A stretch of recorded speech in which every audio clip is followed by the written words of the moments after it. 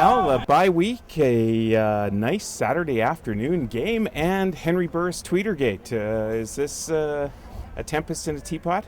It was a one-day story, and thankfully it's all over. And in terms of the preparation for the game, I don't think it had any kind of effect. I mean, Henry Burris is keyed up for this game, as are his teammates, as well they should be. I mean, let's face it, these are the two elite teams in the CFL over the last 3 years, since both Mark Trestman and John Hufnagel came into the league in 2008, and every time they play, it's a real test, and it's always a Grey Cup possible preview.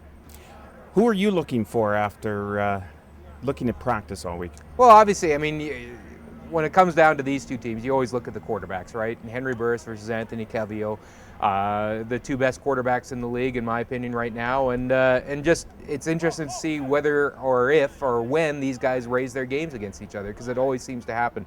Last year, clearly in Calgary, Henry Burris had the upper hand as Calgary won something like 46-21, and AC just wasn't on his game that day, but that's not going to be the case. I mean, it's a pleasure to watch that guy in action, and you know what? It's a pleasure to watch Henry Burris when he's on top of his game too. And I think really what it comes down to is how both defenses defend against those two quarterbacks, and that's what I'm really interested to see what happens Saturday. Anybody specifically on defense? Charleston Hughes, for example. Well, for sure. I mean, guys like Charleston Hughes have to get in and get some pressure on AC. There's no two ways about it. I don't think there's a better quarterback in terms of sensing when there's trouble afoot, and you know, Charleston Hughes can get in there and raise and definitely raise the pressure level, but actually putting the guy on the turf is another matter entirely, and I think they have to do that a couple times and certainly get the body on Anthony Calvillo to kind of render him a little less effective than he normally is. Some lineup changes that we should be looking for? Possibly. I mean, we're in day-to-day kind of mode right now. Brandon Isaac